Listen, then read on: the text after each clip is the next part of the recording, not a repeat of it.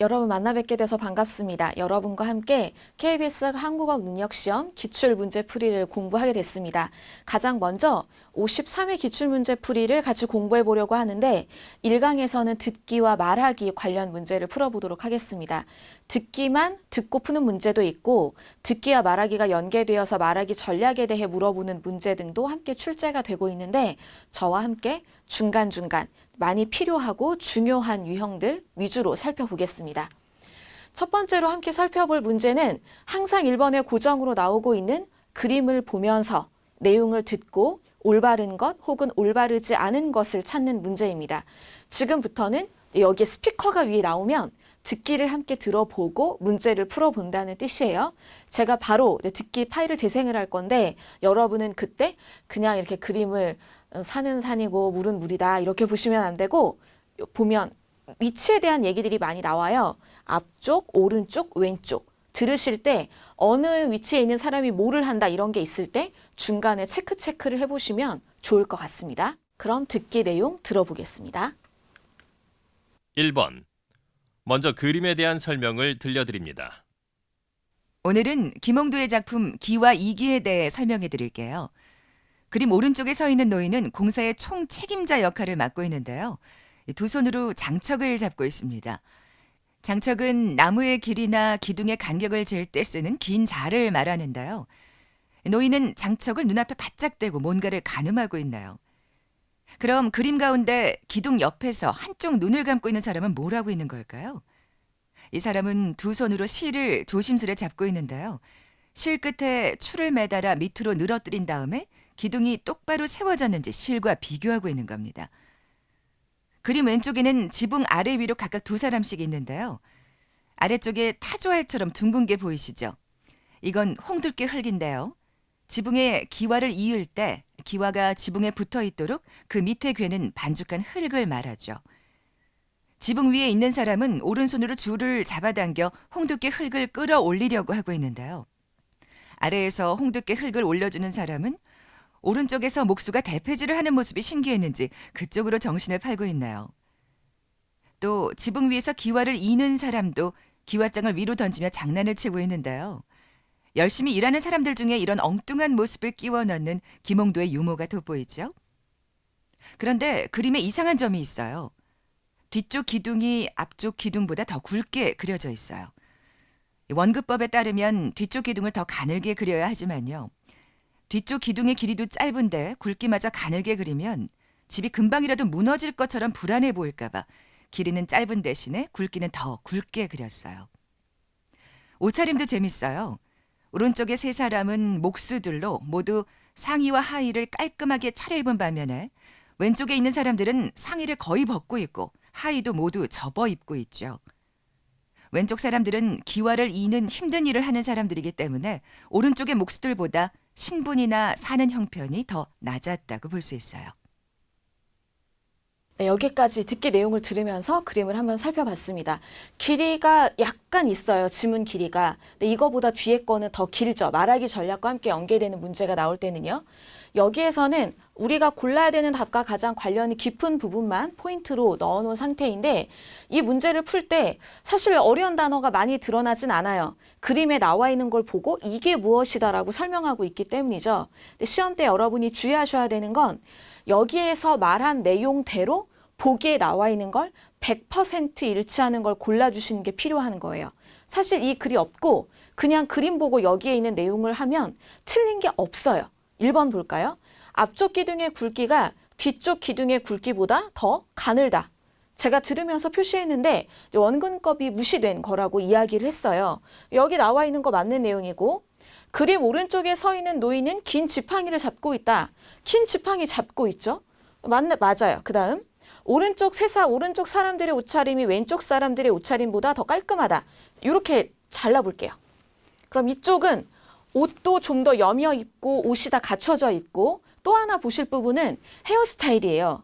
왼쪽에 있는 세 사람은 머리가 약간 산발인데 여기에 상투를 틀고 여기 앞에 하는 망건 이런 게 없어요. 근데 오른쪽에 있는 사람들은 보시면 그런 것들이 있어요. 차림새가 다르고 깔끔하다. 맞습니다. 그림 가운데 기둥 옆에 서 있는 사람은 끝에 줄을 매단 실을 잡고 있다. 여기에 잡고 있는 건데 이런 것이 이런 게 방향이 올바르게 되어 있는지 비뚤지는 않은지 확인하는 방법이에요. 5번. 아래에서 홍두깨 흙을 올려주는 사람은 대패지라는 몫을 쳐다보고 있다. 아까 이거 몰라도 돼요, 여러분이. 설명을 하고 있으니까. 동그란 건 홍두깨 흙이다. 근데 지금 보니까 1번부터 5번이 다 맞아요. 그렇죠? 제가 그림 보면서 보기의 내용을 봤더니. 근데 우리가 여기서 골라야 되는 게 제가 이걸 넣어놨으면 긴 지팡이랑 관련이 있는 거잖아요. 우리가 들은 내용이 어떻게 나와 있었냐면 이 노인이 두 손으로 장척을 잡고 있다. 이것은 긴 자를 말하는 거다라고 이야기해요. 여러분 가끔 도로변 지나갈 때 보시면 노란색 막대기 들고 뭔가를 개량하는 사람들 본 적 있으실 거예요. 그 역할과 비슷한 걸 하고 있거든요. 그래서 정답이 뭐냐면 2번이에요. 그림 오른쪽에 서 있는 노인은 긴 지팡이를 잡고 있다가 아니라 장척을 잡고 있다가 답이기 때문이에요. 근데 여러분 아니 장척도 긴데 긴 지팡이 모양이구만 이런 의견이 나오실 수 있는 문제거든요. 그래서 여러분은 반드시 여기에 나와 있는 단어와 문장 그대로 여기에 있는 걸 찾아주셔야 되는 거예요. 그래서 이 문제가 그림 보고 여기 보면 다 맞지만 틀린 것을 찾으려면 듣기에 있는 명시적인 단어를 매칭해야 되는 문제였습니다. 이 문제가 정답률이 83% 정도 되는데 많이 높은 건 아닌 것 같아요. 이런 유형은 여러분이 보시는 대로 체크하시면 안 되고 보고, 듣고, 체크하고 꼼꼼하게 문제를 풀어주셔야 된다는 것 확인하시면 될 것 같습니다. 그리고 나머지 부분들에서는 크게 어려운 내용이 없었어요. 단어 설명, 내용 설명보다는 문항의 패턴, 파악하는 데 집중을 해주셔야 되는 문제가 되겠습니다. 다음은 6번부터 7번으로 이동을 하겠습니다. 중간에 2번, 3번, 4번, 5번에는 시를 듣고 문제를 푸는 것, 드라마나 라디오, 방송 대본 등을 듣고 대화에 대한 내용을 파악하는 문제 등이 나와요. 정답률이 굉장히 높은 듣기와 말하기에 기본 점수를 주는 문항들입니다. 6번, 7번 정도부터는 연계 문항이 나오고 난도가 약간 올라가기 시작하는 시점이에요. 6번과 7번도 듣고 문제를 풀어볼 텐데 이번에는 여기에 나와 있는 많은 내용들을 보면서 생각하고 들어보도록 하겠습니다. 여러분은 지금 교재 내용을 보시면서 이미 보기 내용을 체크하고 계셔야 돼요. 들으면서 체크하면서 문제를 들어보겠습니다. 이번에는 강연을 들려드립니다. 6번은 듣기 문항, 7번은 말하기 문항입니다.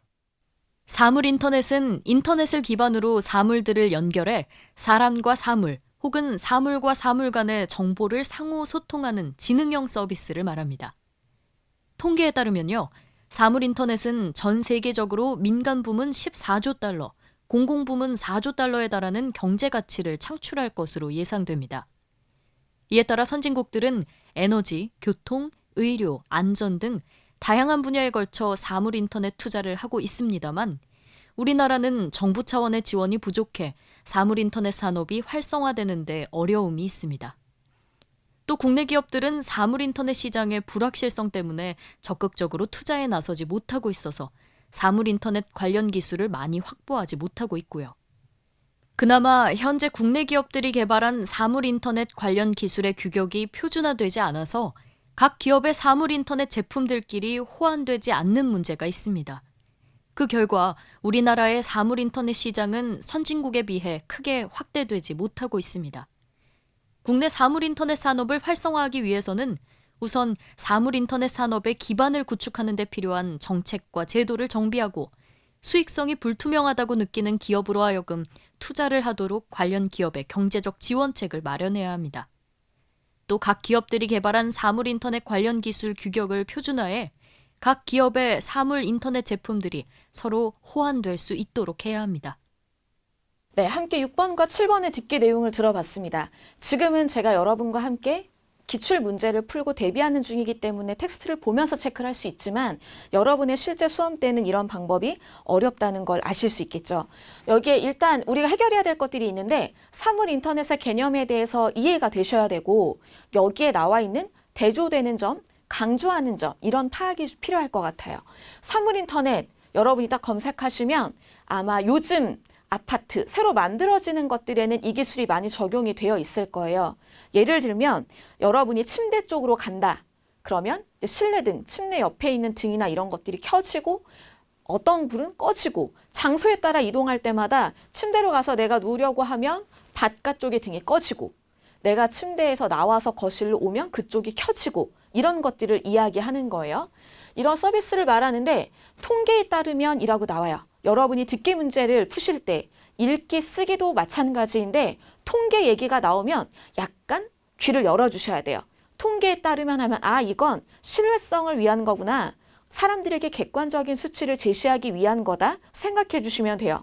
14조 달러, 공공부문 4조 달러가 나와 있는데 우리는 또 달러 개념으로는 계산이 좀 안 나오죠. 제가 우리나라 돈으로 계산을 해봤습니다. 환산을. 원으로 계산을 해보면 14조 달러가 17,320조예요. 17,312조. 그리고 공공부문의 4조 달러가 4,946조입니다. 저는 1조라는 단위도 계산이 안 나오는데 이 단위를 아주 초과하는 그 범주의 돈이에요. 한마디로 사물 인터넷의 가치, 경제 규모가 굉장한 수준이라는 이야기죠. 그리고 선진국 잘하고 있다. 우리나라 잘 못하고 있다. 이유가 뭐냐? 기술을 많이 확보하지 못하고 있다. 정책과 제도도 조금 정비하는 것들이 필요하겠다. 위주의 이야기를 펼치고 있었습니다.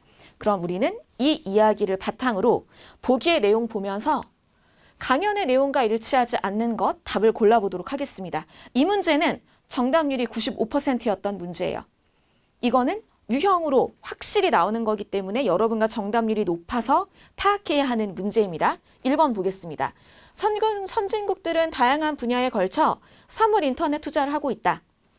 앞에서 우리나라와 대조되는 지점으로 나왔던 거죠. 맞는 거고 사물 인터넷은 인터넷을 기반으로 사물들을 연결하는 거다. 그냥 제가 모니터, 컴퓨터 여러 가지를 연결해 놓고 다 연결돼 있네. 이게 아니죠. 사물 인터넷이라고 아예 용어에 인터넷이 들어있기 때문에 이 기술이 기반이 되어야 합니다. 국내 기업들은 사물 인터넷 시장이 불확실해 적극적으로 투자하지 않고 있다. 이런 지적이 앞에서 나왔었죠. 그래서 여기에 나와 있는 내용들이 어느 정도 맞는 부분들이 있겠지만 여기에서 여러분이 보실 때 적극적으로 투자하지 않고 있다라는 지적이 앞에 여기에 있었어요.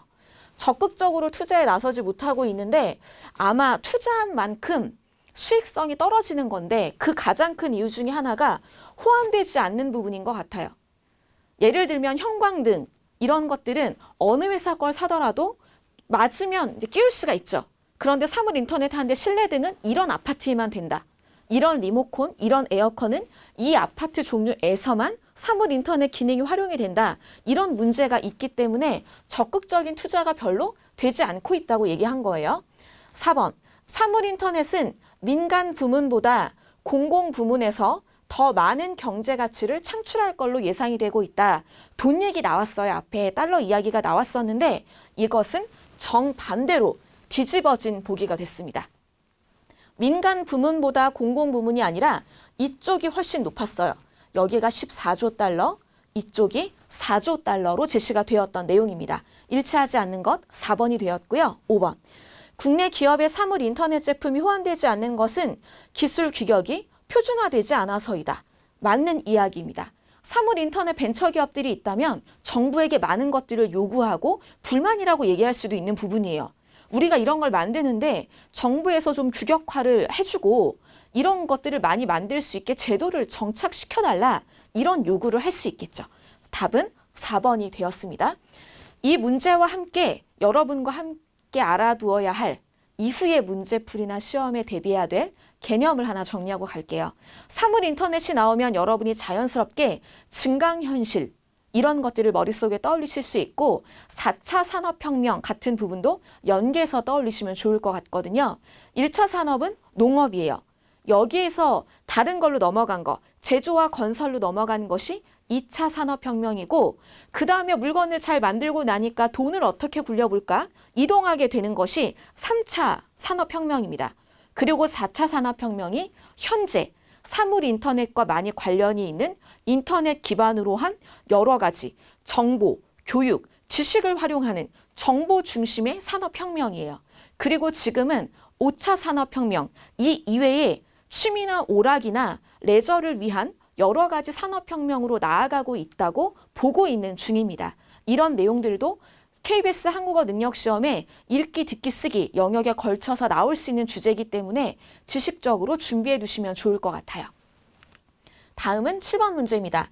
강연자가 앞에서 6번, 7번 듣기에 나온 말하기 전략에 대한 설명으로 가장 적절한 거 골라보도록 하겠습니다. 이 문제는 매우 중요한데요. 정답률이 거의 바닥에 가까운 문제입니다. 37% 정도였어요. 1번 보겠습니다. 통계를 인용하여 사물 인터넷의 가치에 대해 언급하고 있다. 통계하면 제가 귀를 좀 세우셔야 된다고 말씀드렸는데 아까 통계에 따르면 하고 14조 달러, 4조 달러 이야기가 나왔어요. 그럼 일단 여기 맞는 거고 사물 인터넷의 가치에 대해 언급하고 있다. 제가 원으로 환산해서 알려드렸을 때 상상 이상의 금액이다라는 체감이 됐죠. 돈은 가치를 매기는 거예요. 이건 10,000원입니다. 이건 100만 원입니다라고 하면 매긴 가치가 다르다는 뜻이죠. 그렇기 때문에 1번이 맞는 내용이 돼요. 그러면 다른 부분들에서 어떤 문제가 있기 때문에 적절하지 않은지 체크를 해볼게요. 생소할 수 있는 개념어를 정의했다. 물론 사물 인터넷의 개념을 이야기한 부분이 있어요. 그런데 이것은 사물 인터넷의 가치가 있고 이 산업을 발전시켜야 한다는 그 이야기를 시작하기 위한 가볍게 던진 시작 정도예요. 그래서 개념어를 정의한 부분 일부 나와 있는 건 있어요. 여기는 맞아요. 그런데 뒤에 대상의 단점을 부각하고 있다는 나온 적이 없거든요. 2번 앞부분 보시고 고르시면 안 됩니다. 3번 직유법을 활용했다. 뭐뭐처럼 무엇과 같이 저 사람은 나비처럼 가벼워 보인다. 저 스카프는 바람처럼 부드럽다. 샴푸, 머릿결 이런 거 비유하는 내용들이 있죠. 이런 내용 나오지 않았어요. 직유법 활용한 거 없고 구체적인 사례를 제시하여 수익을 창출하지 못하는 사물 인터넷의 구조를 비판하고 있다. 이건 비판하는 거 맞습니다만 구체적인 사례를 제시한 것 없어요. A 기업이 이런 사업을 시도했는데 실패했다. B 기업이 시도했는데 규격화가 안 돼서 상품성이 떨어져서 사업을 포기했다. 이런 내용이 없죠. 4번 확인했고 5번 선진국과 우리나라의 사물 인터넷 시장을 대조하여 경제적 지원의 필요성을 역설하고 있다. 대조한 거 맞는데요. 앞쪽은 오케이. 그런데 뒤에 경제적 지원의 필요성을 역설한 것이 아니고요. 정책의 제도와 정비가 필요하다. 그리고 이것을 기반으로 수익성을 창출하는 쪽으로 나아가도록 해야 한다. 이 얘기를 강조하고 있었어요. 그래서 여기에 있는 경제적 지원의 필요성이 아니라 선진국은 사업이 안정화되도록 규격화되어 있고 호환이 되는데 우리는 그런 부분이 약하다는 점을 지적했다는 것 기억해 주셔야 됩니다. 이번 7번 문제는 절반씩은 맞고 절반은 틀린 것들이 있어서 쉬워 보이지만 꼼꼼하지 않은 학습자분들의 경우에는 틀리기가 쉬운 문제예요. 그래서 정답률이 37%밖에 되지 않는 겁니다. 이렇게 같이 확인을 해봤습니다. 다음은 8번 문제를 풀어보도록 할게요. 소연과 태원의 대화가 나와 있는데 여기에는 그냥 이름으로 나와 있지만 교사와 학생, 가르치는 사람과 제자의 관계라고 여러분이 봐주시면 될 것 같습니다. 스피커가 보이네요. 내용 같이 화면 보면서 들어보겠습니다. 다음은 교사와 학생의 대화를 들려드립니다. 8번은 듣기 문항, 9번은 말하기 문항입니다. 선생님, 전 이번 수행평가에서 참신한 걸 연구하고 싶어요. 글쎄, 시간이 부족하지 않을까? 교과서에 있는 내용을 잘 정리하는 것도 하나의 연구야. 에이, 그러면 시시하잖아요. 연구답게 새롭고 의미 있는 걸 탐구하고 싶어서요. 그렇다면 대한제국 시기의 토지조사 보고서에 대해 연구하면 어떨까? 원문이 한문이라서 어렵겠지만. 네? 대한제국이요? 아니, 왜 하필 한문으로 된 걸 연구하라고 하시죠? 네가 새롭고 의미 있는 연구를 하고 싶다며? 쉽게 자료를 찾을 수 있으면서 새롭고 의미 있는 연구 주제를 안내해 주세요. 그런 연구란 있을 수 없어. 그럼 한글 번역본이라도 없나요? 번역본이 있지만 오역이 많아서 도움이 안 돼. 그럼 그거라도 구해주시면 안 될까요?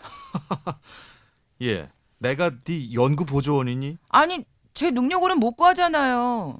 그러게 교과서의 내용을 잘 분석하는 수준으로 하라고 했잖아. 전 성격상 남이 정리한 걸 다시 정리하는 건 싫다니까요.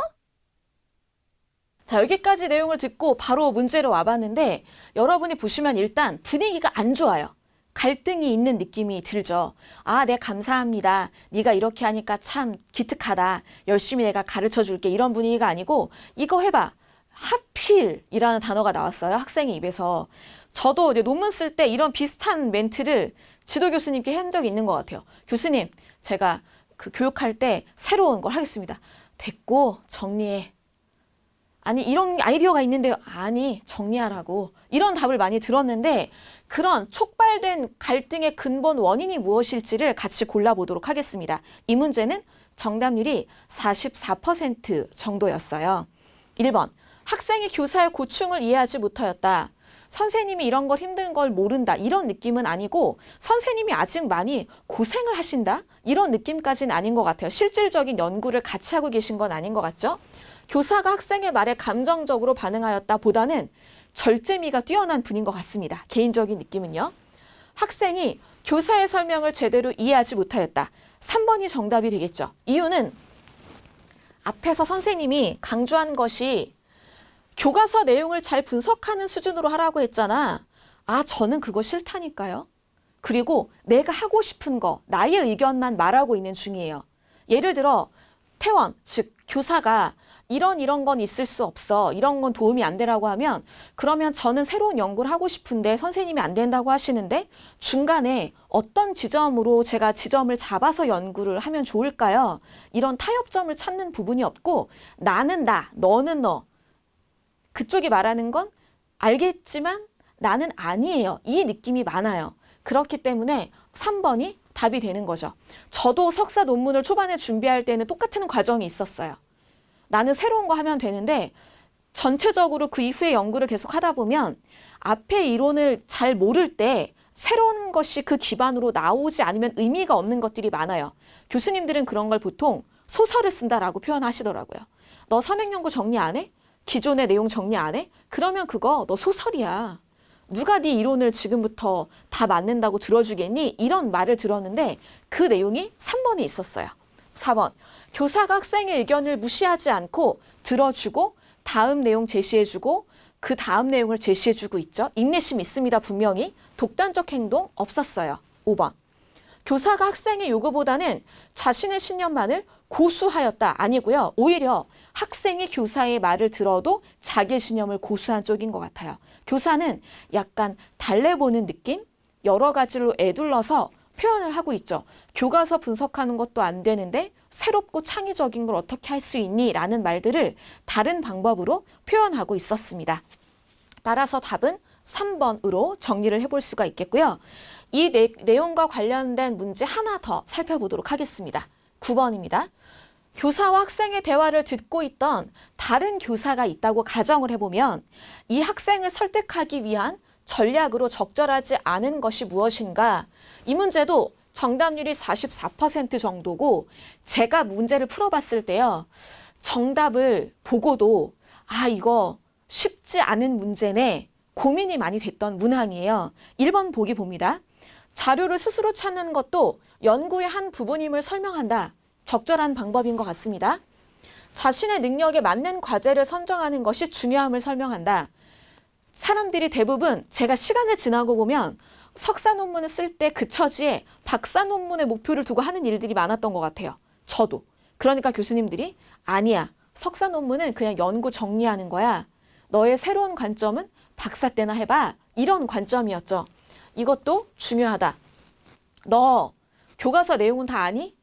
시험 보면 만점 받아? 그리고 너 다음 거 하고 싶은 거야? 그 전 단계부터 잘해야지 말해주면 유의미하고 좋을 것 같습니다. 3번, 번역문보다는 원문을 꼼꼼하게 해석하는 것이 더 중요함을 설명한다 라고 이야기했는데 이 부분이 우리 시험에서 적절하지 않은 정답이에요. 그런데 여러분이 보면 앞에서 분명히 선생님이 학생에게 원문에 대해서 이야기하는 부분이 나오거든요. 그런데 여기에서 꼼꼼하게 해석하는 것이 더 중요하다라는 것은 이 사람이 이야기한 아주 작은 부분이고 교사가 이야기한 초점은 기본적인 내용들을 알아야 새롭고 의미 있는 것을 만들어낼 수 있다라는 연구의 접근 방법에 대한 지적이었던 거예요. 그래서 3번이 적절하지 않은 걸로 나와 있는데 여러분이 아마 보시면서도 굉장히 이 보기가 적절하지 않다는 게 다 이해되기 어렵다 이런 느낌이 조금 드실 수 있는 문항이에요. 4번. 교과서의 지식을 분석하고 종합하는 것도 연구가 될 수 있음을 설명한다. 3번보다는 4번의 내용이 훨씬 이 사람이 강조하고 싶었던 내용인 겁니다. 5번. 참신한 주제를 다루면서 쉽게 할 수 있는 연구는 불가능에 가까움을 설명한다. 과학에 대한 기초 지식이 없는데 저는 발명할래요. 저는 기계를 만들래요. 이러면 안 되는 거죠. 미술에 대한 기본을 몰라요. 그런데 나는 추상화 바로 갈래요. 이러면 아마 선생님들이 더 처음에 사과부터 그려, 정물화부터 그려봐, 그림자 그려봐, 인물 그려봐, 그 다음에 다음 거를 해보자 이런 이야기를 하실 것 같습니다. 따라서 답은 3번으로 정리가 되었고 여러분과 제가 비슷하게 한 납득이 60%, 70%만 되는 문항일 수도 있지만 여기에서 출제자가 의도했던 것은 이쪽에 초점이 있다라고 받아들여 주시면 되는 문항이 되겠습니다. 다음은 12번과 13번 문항을 보겠습니다. 집중해서 잘 들어주시면 좋을 것 같고요. 이번에는 텍스트 길이가 많이 길지 않기 때문에 전체 내용이 화면에 나와 있습니다. 들어주시면 되겠고 여러분은 지금 이 순간 12번 보기에 체크해 주시고 13번에 그림이 나와 있는 문제가 있어요. 그 그림의 내용과 듣기 내용이 O인지 X인지 그림을 그리면서 들어주시기 바랍니다. 같이 들어보겠습니다. 다음은 발표를 들려드립니다. 12번은 듣기 문항, 13번은 말하기 문항입니다. 전국에 설치된 전봇대는 약 850만 대 정도입니다. 일반적으로 전봇대는 도심은 30m 이하, 농촌 지역은 50m 이하 간격으로 설치합니다. 전봇대에는 각각 고유 번호가 있습니다. 숫자 7개와 영문 1개로 구성된 이른바 전봇대 주민번호입니다. 전봇대마다 이 번호를 포함한 상세 정보를 표시하는 판을 부착하고 있는데요. 이를 전주번호찰이라고 합니다. 전주번호찰 상단에 적혀있는 위험이라는 붉은 글씨 아래 두 자리 숫자는 위도를 나타내고 다음 두 자리 숫자는 경도를 나타냅니다. 이어서 영문과 세 자리 숫자로 구성된 것은 세부 위치를 나타내는 정보입니다. 낯선 곳에서 길을 잃거나 사고로 구조 요청을 해야 할 경우 전봇대에 적힌 번호를 112나 119에 알려주면 됩니다. 전주번호 밑에 있는 상세한 정보는 굳이 알려주지 않아도 위치를 파악하는 데 큰 문제가 없습니다. 그러면 휴대폰 위치 정보보다 더 정확하고 빠르게 신고자의 위치를 파악할 수 있습니다. 휴대폰 위치 추적은 기지국을 중심으로 반경 1km 정도로 표시돼 정확한 위치 확인이 어렵습니다. 하지만 전봇대 고유 번호를 이용하면 도심의 경우 반경 30m 이내까지 정확하게 파악할 수 있습니다. 전봇대와 관련된 내용을 들어봤습니다. 그냥 하루에도 한 10개, 20개 정도는 지나갈 수 있고 운전하시는 분들은 수백 개를 지나갈 수도 있을 것 같아요. 전봇대에 대해서 이렇게 어렵고 문제를 풀기 참 싫어지는 어려운 정보가 많이 있는지 저와 함께 새로운 확인의 시간이 될 거예요. 중간중간에 표시한 부분들은 수치가 나오면 문제에서 물어볼 가능성이 높기 때문에 제가 체크하고 점검을 해둔 부분입니다. 12번 문제 보기 보면서 내용을 확인해 보겠습니다. 이 발표에서 제시한 전봇대에 대한 정보들 옳지 않은 것 확인해 봅니다. 이 문제의 정답률은 81%에 가까웠습니다. 전국에 800만 개 이상의 전봇대가 설치되어 있다. 듣기 내용에 처음에 등장했었습니다. 도심과 농촌 지역의 전봇대 설치 간격은 상이하다. 어떻게 상이했는지 제가 체크한 부분 보죠. 도심은 30m 이하, 그럼 30m, 60m, 90m 이렇게 간격으로 쭉쭉쭉 전봇대가 있고 농촌 지역은 50, 100, 150 이런 간격으로 되어 있으니까 다르다라는 거죠. 상이하다라는 거 맞고 전봇대의 고유 번호는 8자리의 숫자로 구성되어 있다. 그럴듯한데 여러분이 듣다 보면 고유 번호가 몇 자리였지? 숫자가 잘 떠오르지 않으실 수 있어요. 이것이 옳지 않은 내용이었습니다. 앞에 지문 잠깐 볼까요? 고유 번호에 대한 이야기가 나와 있어요. 전봇대 주민번호라고 부를 수 있는 것이 있다. 보시면 숫자 7개와 영문 1개로 구성된 이라고 나와요. 여러분이 듣기를 들으실 때 숫자가 나오면 일단 적어보세요. 체크. 그리고 어느 쪽이 많고 뭐가 몇 개인지 이런 것들을 꼼꼼하게 확인해야 되는 문제가 나오기 때문입니다. 바로 12번처럼요. 여기에 있는 건 이제 틀린 거죠. 7개의 숫자, 1개의 영문. 그 다음 4번. 기지국을 이용한 휴대폰의 위치 추적은 정확도가 떨어진다. 전봇대에 있는 위치 번호를 입력하면 알려주면 여러분이 더 도움을 잘 받을 수 있다는 내용이 듣기에 있었죠. 5번. 전주 번호찰, 전봇대의 번호 입력해 주시면 될 텐데 모두 알지 않아도 위치 파악이 가능하다. 위치 파악은 위험이라고 나오고 그 다음 위도와 경도에 대한 번호가 있고 그 다음에 나와 있는 세 자리를 알면 된다라고 했기 때문입니다. 처음부터 뭐뭐뭐뭐 숫자 7개 영문 하나를 다 알아야 되는 게 아니기 때문에 비교적 간편하다라는 내용이 본문에 있었습니다. 그러면 이어서 13번 문제를 풀어볼게요. 이 발표에 활용하기에 적절하지 않은 자료는 1번 도심지 간격이 나와 있죠. 30m. 우리가 들었던 내용입니다. 30m 이하라고 돼 있었죠. 혹시 나중에 세밀하고 섬세한 문제가 나오면 이하나 초과 같은 부분들이 그림으로 변별하는 문제가 나올 때도 있을 거예요. 이하, 초과 다른 거죠. 3 이하 그럼 3이 포함. 3 미만 3 안 들어가는 거죠. 약간 미묘한 차이도 알아두시면 좋겠고 지금 사람이 되게 귀엽게 이렇게 얘기하고 있어요. 그리고 여기에 전주 번호찰이 있죠. 그럼 지금 뭔가 불이 났어요. 여기로 누구 와주세요. 신고할 때 여기에 있는 내용을 보고 나 어디에 있습니다. 알려주면 된다고 했어요. 그래서 맞는 거고. 여기 농촌 나와 있습니다. 50m. 앞에 12번 보기에도 나왔던 내용이죠. 그 다음 4번 보겠습니다. 위도, 경도, 세부 위치 내용들 나와 있죠. 우리 아까 들었던 거. 위도 나타내준다, 경도 나타내준다, 그 다음에 세부 위치를 알려주는 것들이 나온다. 여러분이 나왔던 것들 정보 쭉 보시면 되고 위험이 위에 나온다는 이야기도 있었기 때문에 잘 보시면 돼요. 위도 94, 경도 25, 세부 위치는 Y 아래에 652 이렇게 이야기를 세 자리로 해주면 되는 거였습니다. 5번 이것이 아닌 건데 전주 번호는 앞에 나와 있었어요. 숫자 7개, 영문 1개로 구성이 되어 있다. 여기 아니죠 지금? 중간에 영문자 2개 들어갔고 붙임표도 들어가 있고 개수가 맞지 않아요. 뭔가 제가 직관적으로 그림을 봤을 때에는 5번이 정보의 양이 많아 보이니까 내가 들은 게 복잡했어요. 뭔가 5번이 답일 것 같은 느낌이 약간 드는데 이것은 매력적인 오답이라고 봐주셔야 될 것 같아요. 정답은 여기에 있는 내용들 중에서 다 나머지는 맞지만 틀린 것 하나 5번으로 정리를 해보도록 하겠습니다. 자, 이번 시간에 여러분과 여기에 나와 있는 듣기 문항들을 쭉 같이 풀어보았는데요. 여러분이 여기 나와 있는 내용들 보실 때 중간중간에 제가 개념 설명을 추가한 부분이 있을 겁니다. 그 내용들은 여러분이 수험을 보시는 그 시즌에 한 6개월, 8개월 정도 전부터 이슈가 되어 있는 주제들을 훑어보시면 많이 도움을 받으실 수 있을 거예요. 그 내용들을 참고해 주시고 다음 회차에 듣기와 말하기 문제를 풀어볼 때에는 또 다른 초점을 여러분에게 제시해 드리도록 하겠습니다. 다음 강에서 이후의 영역들 공부할 때 만나 뵙도록 하겠습니다. 수고 많으셨습니다.